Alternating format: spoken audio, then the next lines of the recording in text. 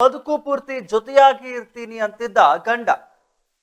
ಇನ್ನು ಗಂಡನಿಂದಲೇ ದುರಂತ ಅಂತ್ಯವನ್ನ ಕಂಡಿರುವಂತಹ ಹೀನಾ 26 ವರ್ಷದ ಹೀನಾ 2 ವರ್ಷದ ಹಿಂದೆ ವಿಶಾಲನಗರದ ಅಜರ್ ಕೌಸರ್ ಎಂಬಾತನಿಗೆ ಮದುವೆಯ. ಇನ್ನು ಗಂಡನ ಮನೆಯವರ ವಿಪರೀತ ಧನದಾಯಕ್ಕೆ ಹೀನಾ ಬಲಿಯಾಗಿರುವಂತದ್ದು. ಹುಬ್ಬಳ್ಳಿಯ SM ಕೃಷ್ಣನಗರದ ನಿವಾಸಿ ಹೀನಾಳಿಗೆ ಚಿತ್ರಹಿಂಸೆಯನ್ನ ನೀಡಿ ಗಂಡನ ಮನೆಯವರು ಕೊಂದಿದ್ದಾರೆ ಎಂಬುದಾಗಿ ಸುದ್ದಿ ಬರ್ತಾ ಇರುವಂತದ್ದು. ಹುಬ್ಬಳ್ಳಿ ಪೊಲೀಸ್ ಠಾಣೆಯಲ್ಲಿ ಕೊಲೆ ಪ್ರಕರಣ ಈಗಾಗಲೇ ದಾಖಲಾಗಿರುವಂತದ್ದು. ಬದುಕು ಜೊತೆ ಬದುಕು ಪೂರ್ತಿ ನಿನ್ನ ಜೊತೆಯಾಗಿ ಇರ್ತೇನೆ ಎಂಬುದಾಗಿ ಗಂಡ ಹೇಳಿದ್ದ. ಆದ್ರೆ ಈಗ ಗಂಡನಿಂದಲೇ ದುರಂತ ಅಂತ್ಯವನ್ನ ಕಂಡಿರುವಂತದ್ದು 26 ವರ್ಷದ ಹೀನಾ. 2 ವರ್ಷದ ಹಿಂದೆ ವಿಶಾಲನಗರದ ಅಜರ್ ಕೌಸರ್ ಎಂಬಾತನ ಜೊತೆಗೆ ಮದುವೆಯನ್ನ ಆಗಿತ್ತು. ಗಂಡನ ಮನೆಯವರ ವಿಪರೀತ ಧನದಾಯಕ್ಕೆ ಹೀನಾ ಈಗ ಬಲಿಯಾಗಿರುವಂತದ್ದು. ಹುಬ್ಬಳ್ಳಿಯ SM ಕೃಷ್ಣನಗರದ ನಿವಾಸಿ ಹೀನಾ ಆಗಿರುವಂತದ್ದು. ಹೀನಾಳಿಗೆ ಚಿತ್ರಹಿಂಸೆಯನ್ನ ಇವರು ಕೊಂದಿದ್ದಾರೆ ಎಂಬುದಾಗಿ ಮಾಹಿತಿ ಬರ್ತಾ ಇರುವಂತದ್ದು. ಹುಬ್ಬಳ್ಳಿ ಪೊಲೀಸ್ ಠಾಣೆಯಲ್ಲಿ ಈಗಾಗಲೇ ಕೊಲೆ ಪ್ರಕರಣ ದಾಖಲಾಗಿದೆ. ಬದುಕು ಪೂರ್ತಿ ಜೊತೆಯಾಗಿ ಇರ್ತೀನಿ ಎಂಬುದಾಗಿ ಗಂಡ ಹೇಳಿದ್ದ. ಈಗ ಗಂಡನಿಂದಲೇ ಹೀನಾಯ ಅಂತ್ಯವನ್ನ 26 ವರ್ಷದ ಹೀನಾ ಕಂಡಿರುವಂತದ್ದು. 2 ವರ್ಷದ ಹಿಂದೆ ವಿಶಾಲನಗರದ ಅಜರ್ ಕೌಸರ್ ಎಂಬಾತನ ಜೊತೆಗೆ ಹೀನಾಳ ಮದುವೆಯಾಗಿತ್ತು. ಗಂಡನ ಮನೆಯವರ ವಿಪರೀತ ಧನದಾಯಕ್ಕೆ ಈಗ ಸದ್ಯ ಹೀನಾ ಬಲಿಯಾಗಿರುವಂತದ್ದು. ಹುಬ್ಬಳ್ಳಿಯ SM ಕೃಷ್ಣನಗರದ ನಿವಾಸಿ ಹೀನಾ ಆಗಿರುವಂತದ್ದು. ಹೀನಾಳಿಗೆ ಚಿತ್ರಹಿಂಸೆಯನ್ನ ನೀಡಿ ಗಂಡನ ಮನೆಯವರು ಕೊಂದಿದ್ದಾರೆ ಎಂಬುದಾಗಿ ಮಾಹಿತಿ ಬರ್ತಾ ಇರುವಂತದ್ದು. ಹುಬ್ಬಳ್ಳಿ ಪೊಲೀಸ್ ಠಾಣೆಯಲ್ಲಿ ಈಗಾಗಲೇ ಈ ಒಂದು ಕೊಲೆ ಪ್ರಕರಣ ದಾಖಲಾಗಿರುವಂತದ್ದು. ದಾಖಲು ಗಂಡನ ಮನೆಯವರ ವಿಪರೀತ ಧನದ ಮಹಿಳೆಯ ಜೀವವನ್ನೇ ನುಂಗಿ ಹಾಕಿದ ಘಟನೆ ಹುಬ್ಬಳ್ಳಿಯಲ್ಲಿ ನಡೆದಿರುವಂತದ್ದು. ಹುಬ್ಬಳ್ಳಿಯ ಬದುಕಿನ ಪೂರ್ತಿ ಜೊತೆಯಾಗಿ ಇರ್ತೀನಿ ಎಂದವ ಈಗ ಕತ್ತು ಹಿಸುಕಿ ಬದುಕನ್ನೇ ಕಸಿದುಕೊಂಡ ಗಂಡ ಮಹಾಶಯ ಎಂಬ ಮಾಹಿತಿ ಬರ್ತಾ ಇರುವಂತದ್ದು. ಹುಬ್ಬಳ್ಳಿಯ SM ಕೃಷ್ಣನಗರದ 26 ವರ್ಷದ ಹೀನಾ ದುರಂತ ಅಂತ್ಯವನ್ನ ಕಂಡ ಗೃಹಿಣಿ ಆಗಿರುವಂತದ್ದು. 2 ವರ್ಷದ ಹಿಂದೆ ಹುಬ್ಬಳ್ಳಿಯ ವಿಶಾಲನಗರದ ಅಜರ್ ಕೌಸರ್ ಎಂಬಾತನಿಗೆ ಮದುವೆ ಮಾಡಿಕೊಡ್ಲಾಗಿತ್ತು. ಹಿರಿಯರ ಸಮ್ಮುಖದಲ್ಲಿ ಹಲವು ಬಾರಿ ರಾಜಿ ಪಂಚಾಯಿತಿ ನಡೆದ್ರು ಹಳೆಯ ಚಾಳಿ ಮುಂದುವರಿಸಿದ ಗಂಡನ ಮನೆಯವರು ಎಂಬ ಮಾಹಿತಿ ಬರ್ತಾ ಇರುವಂತದ್ದು. ಆಕೆಯದು ಸುಂದರ ಸಂಸಾರದ ಕನಸನ್ನ ಈಕೆ ಕಂಡಿದ್ದು ತಂದೆ ತಾಯಿ ತೋರಿಸಿದ ವರ್ಣನ್ನೇ ಮದುವೆಯಾಗಿ ಸುಂದರ ಬದುಕು ಕಟ್ಟಿಕೊಳ್ಬೇಕು ಎಂಬ ಬಯಕೆಯಿಂದ ಗಂಡನ ಮನೆಯಲ್ಲಿ ಏನೇ ಕಷ್ಟ ಕೊಟ್ಟರು ಕೂಡ ಮುಂದೆ ಸರಿ ಹೋಗಬಹುದು ಎಂಬ ಹೊಂದಾಣಿಕೆ ಮಾಡಿಕೊಂಡು ಹೋಗ್ತಾ ಇದ್ಲು. ಆದ್ರೆ ಗಂಡನ ಮನೆಯವರ ವಿಪರೀತ ಧನದಾಹ ಇದೀಗ ಮಹಿಳೆಯ ಜೀವವನ್ನೇ ನುಂಗಿ ಹಾಕಿದೆ. ಬದುಕಿನ ಪೂರ್ತಿ ಜೊತೆಯಾಗಿ ಇರ್ತೀನಿ ಎಂದವ ಈಗ ಕತ್ತನ್ನ ಹಿಚ್ಚುಕಿ ಬದುಕನ್ನೇ ಕೊನೆ ಮಾಡಿದ್ದಾನೆ. ಹಾಗಾದ್ರೆ ಆ ಮಹಿಳೆ ಯಾರು? ಏನಿದು ಕತೆ ಅಂತೀರಾ? ತೋರಿಸ್ತೀವಿ ನೋಡಿ. ಹೀಗೆ ಫೋಟೋದಲ್ಲಿ ಕಾಣುತ್ತಿರೋ ಈ ಮಹಿಳೆಯ ಹೆಸರು ಹೀನಾ. ವಯಸ್ಸು 26. ಹುಬ್ಬಳ್ಳಿಯ SM ಕೃಷ್ಣನಗರದ ನಿವಾಸಿಯಾದ ಈಕೆಯನ್ನ 2 ವರ್ಷದ ಹಿಂದೆ ಹುಬ್ಬಳ್ಳಿಯ ವಿಶಾಲನಗರದ ಅಜರ್ ಕೌಸರ್ ಎಂಬಾತನಿಗೆ ಮದುವೆ ಮಾಡಿಕೊಡಲಾಗಿತ್ತು. ಹೀನಾಳ ಮುಖವನ್ನ ಕೂಡ ನಾವು ತೋರಿಸ್ತಾ ಇದ್ವಿ ಪರದೆಯ ಮೇಲೆ.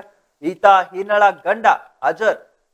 ಈತನ ವಿರುದ್ಧವಾಗಿ ಈಗ ಕ್ರಮಗಳನ್ನ ತೆಗೆದುಕೊಳ್ಳಲಾಗ್ತಾ ಇದೆ ಎಂಬುದಾಗಿ ತಿಳಿದು ಬರ್ತಾ ಇರುವಂತದ್ದು.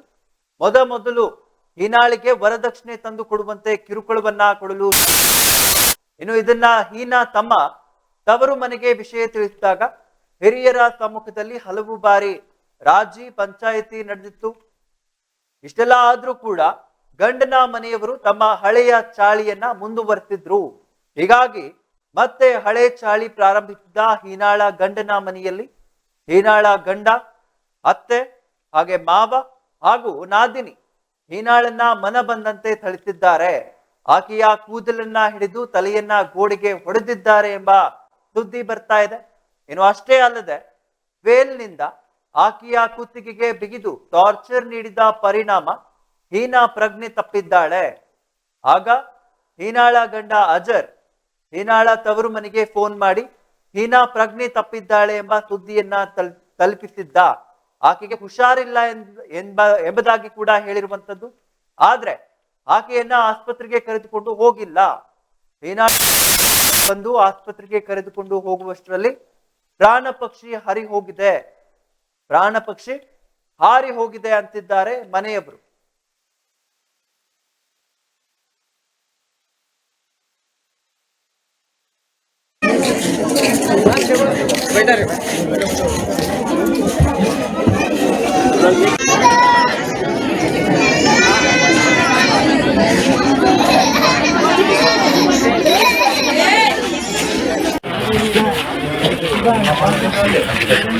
चालू करो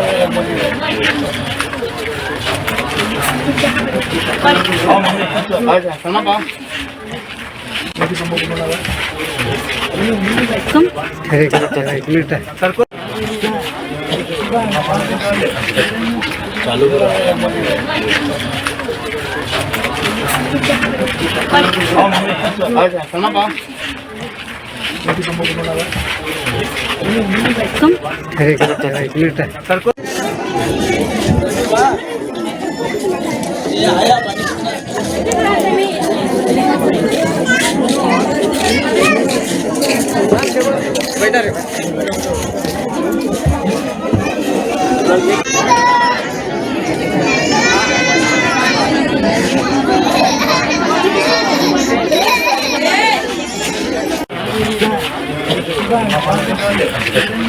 चालू करो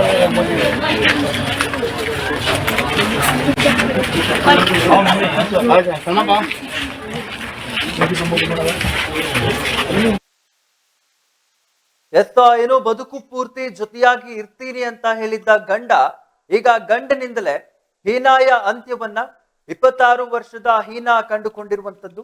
2 ವರ್ಷದ ಹಿಂದೆ ವಿಶಾಲ್ ನಗರದ ಅಜರ್ ಕೌಸರ್ ಎಂಬಾತನ ಜೊತೆಗೆ ಮದುವೆ ಆಗಿತ್ತು. ಆತನಿಂದಲೇ ಹೀನಾಯ ಅಂತ್ಯವನ್ನ ಕಂಡಿರುವಂತದ್ದು ಹೀನಾ. ಇದ್ರ ಬಗ್ಗೆ ಹೆಚ್ಚಿನ ಮಾಹಿತಿಯನ್ನ ನೀಡಲು ನಮ್ಮ ಜೊತೆಗೆ ನ್ಯೂಸ್ ಡೆಸ್ಕ್ ಇಂದ ನರಸಿಂಹಮೂರ್ತಿ ಅವರು ಜಾಯಿನ್ ಆಗಿದ್ದಾರೆ. ನರಸಿಂಹಮೂರ್ತಿ, ಏನಿದೆ ಇದ್ರ ಬಗ್ಗೆ ಹೆಚ್ಚಿನ ಮಾಹಿತಿ? ಎಸ್ ಅಮಿತ್, ಈಗ ಈ ತರದೊಂದು ದುರಂತ ಅಂತ್ಯದ ಕತೆಗೆ ಈಗ ಹುಬ್ಬಳ್ಳಿ ನಗರ ಸಾಕ್ಷಿಯಾಗಿರುವಂತದ್ದು. ಹುಬ್ಬಳ್ಳಿ ನಗರದ ಎಸ್ ಎಂ ಕೃಷ್ಣ ನಗರದ ನಿವಾಸಿಯಾಗಿರುವಂತಹ ಈನಾ ಕೇವಲ 26 ವರ್ಷಕ್ಕೆ ತನ್ನ ದುರಂತ ಅಂತ್ಯವನ್ನ ತಂದಿಟ್ಕೊಂಡಿರುವಂತದ್ದು. ಅಂದ್ರೆ ಸುಮಾರು 2 ವರ್ಷದ ಹಿಂದೆ ಮದುವೆ ಆಗಿರ್ತದೆ. 2 ವರ್ಷದ ಹಿಂದೆ ಒಂದು ವೈಭವೀಪೂರಿತವಾದ ಒಂದು ಅದ್ದೂರಿ ಮದುವೆಯನ್ನ ಆಗಿರ್ತಾರೆ. ಅದಾದ ಬಳಿಕ ನಜರ್ ಏನಿದಾನೆ ಆತ ಪದೇ ಈ ಒಂದಿಷ್ಟು ಹಣಕ್ಕಾಗ್ಲಿ ಅಥವಾ ಆಭರಣಗಳಿಗಾಗ್ಲಿ ಒಂದಿಷ್ಟು ಬೇಡಿಕೆ ಇಡ್ತಾ ಇರ್ತಾನೆ. ಅಂದ್ರೆ ದುಡ್ಡಿನ ವಿಚಾರಕ್ಕೆ ಒಂದ್ ರೀತಿಯಾಗಿ ಡೌರಿ ಕೇಳ್ತಾ ಇರ್ತಾನೆ ಅನ್ನೋ ಒಂದಿಷ್ಟು ಮಾಹಿತಿ ಇರುವಂತದ್ದು. ಇದಾದ ಬಳಿಕ ಅಲ್ಲಿ ಮನಸ್ತಾಪಗಳು ಮತ್ತೆ ಜಗಳಗಳಾಗ್ತಾನೆ ಇರ್ತದೆ. ಅದಾದ ನಂತರ ಅವರ ಈನಾ ಮನೆಯವರು ಸಹ ಮತ್ತೆ ಈತ ನಜರ್ ಮನೆಯವರು ಸಹ ಒಂದಿಷ್ಟು ಒಪ್ಪಂದಗಳನ್ನ ಮಾಡ್ಕೊಂಡಿರ್ತಾರೆ. ಇನ್ಮೇಲೆ ಆಗಲ್ಲ ಆ ರೀತಿಯಾದಂತ ಜಗಳಗಳು ಅಂತೆಲ್ಲ ಮಾತಾಡಿರ್ತಾರೆ. ಮತ್ತೆ ರಾಜಿ ಪಂಚಾಯತಿ ಸಂಧಾನಗಳೆಲ್ಲ ನಡೆದಿರ್ತದೆ. ಆದ್ರೆ ರಾಜಿಯಾದ ಬಳಿಕ ಒಂದಿಷ್ಟು ಸ್ವಲ್ಪ ದಿನ ತಣ್ಣಗಿರ್ತಾರೆ ಇವ್ರ ನಜರ್ ಮನೆಯವರು. ಆದ್ರೆ ಈನಾಗೆ ಮಾತ್ರ ಅದೇ ರೀತಿಯಾದಂತ ಟಾರ್ಚರ್ ಅನ್ನ ಕೊಡ್ತಾ ಇರ್ತಾರೆ. ಅಂದ್ರೆ ದುಡ್ಡನ್ನ ಬರ್ಬೇಕು, ನೀವು ಪ್ರತಿಯೊಂದನ್ನ ನಮ್ಗೆ ದುಡ್ಡನ್ನ ನೀಡ್ಬೇಕು, ಆ ತರದ್ದೆಲ್ಲ ಒಂದು ಇಷ್ಟು ಡೌರಿಕೆ ಇದನ್ನ ಬೆದರಿಕೆ ಹಾಕ್ತಾ ಇರ್ತಾರೆ. ಅದಾದ ನಂತರ ಪದೇ 2 ವರ್ಷದ ನಂತರ ಈ ಒಂದು ಪ್ರಕರಣ ಮತ್ತಷ್ಟು ಬಿಗಡಾಯಿಸೋ ಹಂತಕ್ಕೆ ತಲುಪಿದಾಗ ಈನಾ ಅವರು ತನ್ನ ತವ್ರ ಮನೆಯವ್ರಿಗೆ ತಿಳಿಸ್ತಾರೆ. ತವ್ರ ಮನೆಯವರು ಬಂದು ಮತ್ತೆ ರಾಜಿ ಪಂಚಾಯತಿಗೆ ಇಳಿತಾರೆ. ಅದಾದ ನಂತರ ಒಂದಿಷ್ಟು ಅಲ್ಲೇ ಸ್ಥಳೀಯ ಮುಖಂಡರನ್ನ ಸೇರಿಸಿ ರಾಜ್ಯ ಪಂಚಾಯತಿ ಮಾಡ್ತಾರೆ. ಅದು ಸಹ ಫಲ ಸಿಗಲ್ಲ. ಎಲ್ಲ ರೀತಿಯಾದಂತಹ ಈ ಒಂದು ಘಟನೆಗಳಿಗೆ ಆ ಒಂದು ಹುಬ್ಬಳ್ಳಿ ನಗರ ಸಾಕ್ಷಿಯಾಗಿರುವಂತದ್ದು. ಈಗ ಆತ ತುಂಬಾ ದುರಂತವಾಗಿ, ಅಂದ್ರೆ ತುಂಬಾ ಭೀಕರವಾಗಿ ಅವಳನ್ನ ಹತ್ಯೆ ಮಾಡಲಾಗಿದೆ. ಅವಳ ಒಂದು ಕುತ್ತಿಗೆ ಭಾಗಕ್ಕೆ ಒಂದು ರೀತಿಯಾದಂತಹ ಒಂದು ಶಾಲನ್ನ ಸುತ್ತಿ, ಅಂದ್ರೆ ಒಂದು ವೇಲನ್ನ ಸುತ್ತಿ ಆಕೆಯನ್ನ ನೇಣು ಬಿಗಿದ ಸ್ಥಿತಿಯಲ್ಲಿ ಇಡುವ ರೀತಿ ಬಿಂಬಿಸಿ ಆಕೆಯನ್ನ ಸಾಯಿಸಲಾಗಿದೆ, ಉಸಿರುಗಟ್ಟಿ ಸಾಯಿಸಲಾಗಿದೆ. ಅದಾದ ನಂತರ ಇಮಿಡಿಯೇಟ್ ಆಗಿ ಅವರ ಈ ಆತ್ಮಹತ್ಯೆ ಅನ್ನೋ ಒಂದು ವಿಚಾರವನ್ನ ಜನರಿಗೆ ತಿಳಿಸುವಂತ ಒಂದು ನಿಟ್ಟಿನಲ್ಲಿ ಒಂದು ಪ್ರಯತ್ನವನ್ನ ಮಾಡ್ತಾರೆ ನಜರ್ ಕುಟುಂಬಸ್ಥರು. ಅದಾದ ಬಳಿಕ ಈನಾ ಅವರ ತಾಯಿಗೆ ಪ್ರತಿಯೊಂದು ವಿಚಾರವನ್ನ ತಿಳಿಸ್ತಾರೆ. ಅವರು ಸ್ಥಳಕ್ಕೆ ಬರುವಷ್ಟರಲ್ಲಿ ಆಕೆ ಪ್ರಾಣ ಪಕ್ಷಿಯಲ್ಲಿ ಆಲ್ರೆಡಿ ಪ್ರಾಣ ಪಕ್ಷಿ ಹಾರಿ ಹೋಗಿರುತ್ತದೆ.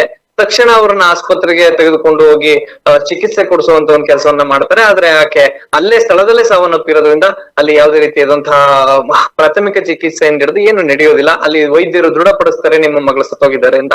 ಅದಾದ ಒಂದಿಷ್ಟು ಪೋಸ್ಟ್ ಮಾರ್ಟಮ್ ಪ್ರಕ್ರಿಯೆ ಇದೆಲ್ಲ ಆಗ್ತದೆ.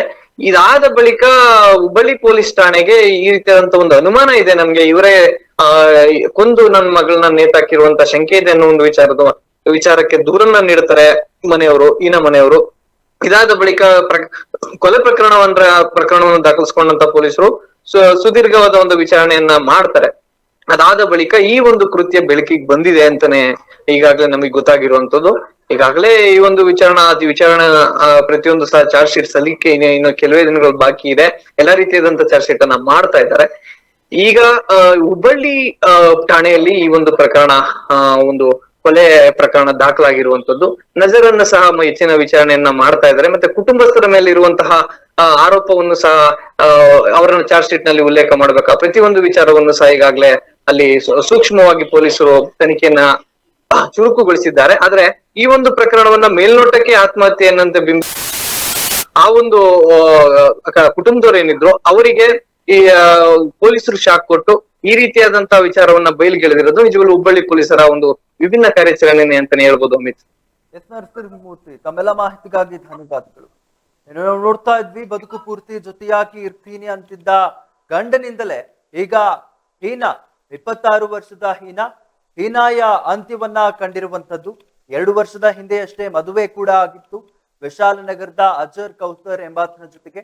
ಇನ್ನು ಮದುವೆಯಾಗಿ 2 ವರ್ಷದ ನಂತರ ಈಗ ಏನು ಒಂದು ರೀತಿಯಲ್ಲಿ ವರದಕ್ಷಿಣೆಯ ತೊಂದರೆ ಕಂಡು ಬರ್ತಾ ಇತ್ತು. ಅಂದಿನಿಂದಲೂ ವರದಕ್ಷಿಣೆಯ ತೊಂದರೆ ಕಂಡು ಬರ್ತಾ ಇತ್ತು. ಈಗ ಆಕೆಯ ಪ್ರಾಣವನ್ನ ತೆಗೀಲಿಕ್ಕೂ ಅವರ ಏನು ಗಂಡ ಆಗಿರ್ಬೋದು, ಅತ್ತೆ ಮಾವ ಆಗಿರ್ಬೋದು, ಅಥವಾ ನಾದಿನಿ ಆಗಿರ್ಬೋದು ಹಿಂದೆ ತರ್ದಿಲ್ಲ ಎಂಬುದಾಗಿ ಇಲ್ಲಿ ತಿಳಿದು ಬರ್ತಾ ಇರುವಂತದ್ದು.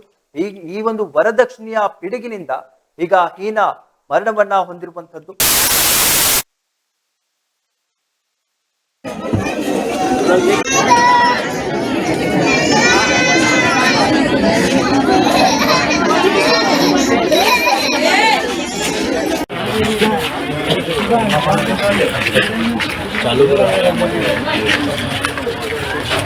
ನಮ್ಮ ಮಗಳಿಗೆ ಎಚ್.ಎಂ. ಕೃಷ್ಣ ನಗರದಿಂದ ವಿಶಾಲ್ ನಗರ್ ಅವರ ಲಗ್ನ ಮಾಡ್ಕೊಂತ ಹೋಗಿದ್ದೀರಿ ಸರ್. ಎಷ್ಟು ವರ್ಷ ಆಯ್ತು ಮದುವೆಗೆ? ಅಬ್ದುಲ್ ಕರೀಂ ಸೊಂಟಿಕೆ ಅವ್ರ ಮಗ ಅಜರುದ್ದೀನ್. 2 ವರ್ಷ ಆತ್ರಿ. 2 ವರ್ಷಲಿಂದ ಒಂದ್ 4 ತಿಂಗಳಿಂದ ಸ್ಟಾರ್ಟ್, 3-4 ತಿಂಗಳಿಂದ ಸ್ಟಾರ್ಟ್ ಆತ್ರಿ. ಅವ್ರ ಮದ್ವೆ ಮತ್ತ ಹೊಟ್ಟಿಲಿಂದ ಇತ್ರಿ. ಹೊಟ್ಟಿಲಿಂದ ಹೊಡೆದ ಗಿಡದ ಮತ್ತ ಇದು ಆತ್ರಿ, ಅದ ಫೇಲ್ ಆತ್ರಿ ಸರ್. ಫೇಲ್ ಆಗಿದ್ ಮತ್ತ ಕಾಂಪ್ರಮೈಸ್ ಮಾಡಿ ಜನ ಗಿನ ಹೇಳಿದ್ಮೇಲೆ ಮತ್ ಬಿಟ್ಟಿದ್ರು ನಾವು ಅವ್ರಿಗೆ.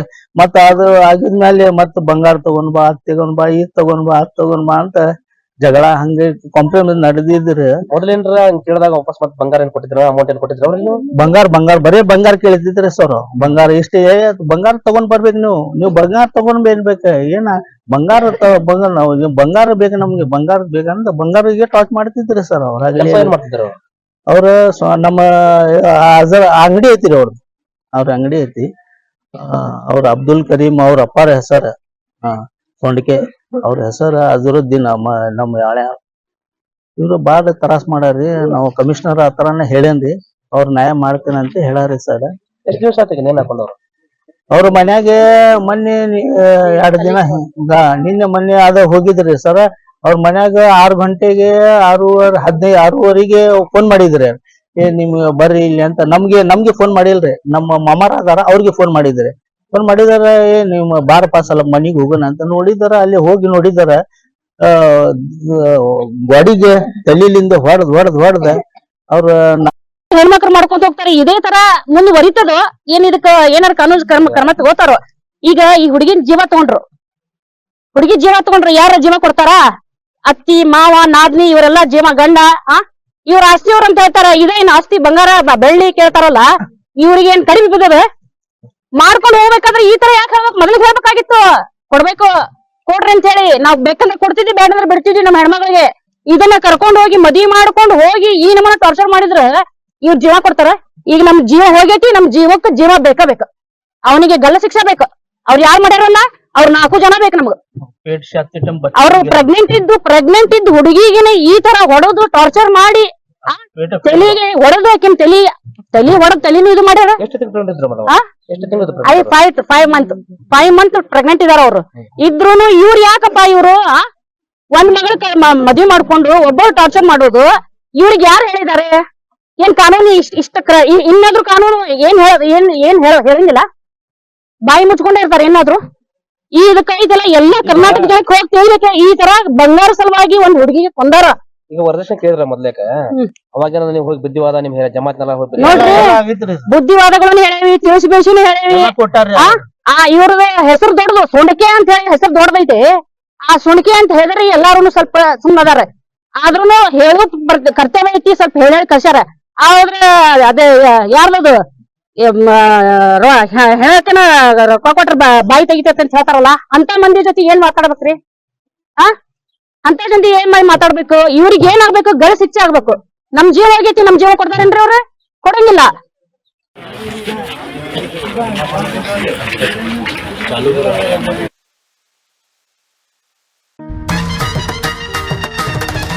ನವರಾತ್ರಿಯಲ್ಲಿ ನವದುರ್ಗಿಯರ ವಿಜೃಂಭಣೆ, ಬೆಟ್ಟದಲ್ಲಿ ನಾಡದೇವಿಯ ಗತವೈಭವ, ಬೀದಿ ಬೀದಿಗಳಲ್ಲಿ ದೀಪಾಲಂಕಾರ, ಮಧುವಣಗಿತ್ತಿಯಂತಾದ ಸಾಂಸ್ಕೃತಿಕ ನಗರ. ವಿಶ್ವ ವಿಖ್ಯಾತ ಮೈಸೂರು ದಸರಾಗೆ ಸಜ್ಜಾಗಿದೆ ಅಭಿಮನ್ಯು ಅಂಡ್ ಟೀಮ್. ಅಂಬವಿಲಾಸ ಅರಮನೆಯಲ್ಲಿ ಸಾಂಸ್ಕೃತಿಕ ಕಾರ್ಯಕ್ರಮಗಳ ಮೆರಗು.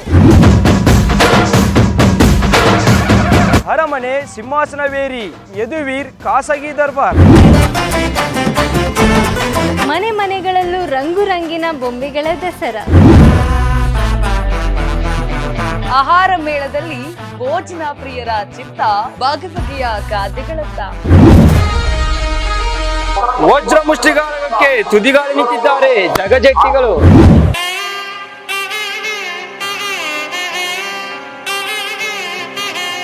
ಅರಮನೆಯಲ್ಲಿ ಅದ್ದೂರಿ ಆಯುಧ ಪೂಜೆ, ರಾಜಬೀದಿಗಳಲ್ಲಿ ಕಣ್ಮನ ಸೆಳೆಯುತ್ತೆ ಜಂಬೂ ಸವಾರಿ. ನಮ್ಮ ದಸರಾ ಜನಸಾಮಾನ್ಯರ ದಸರಾ.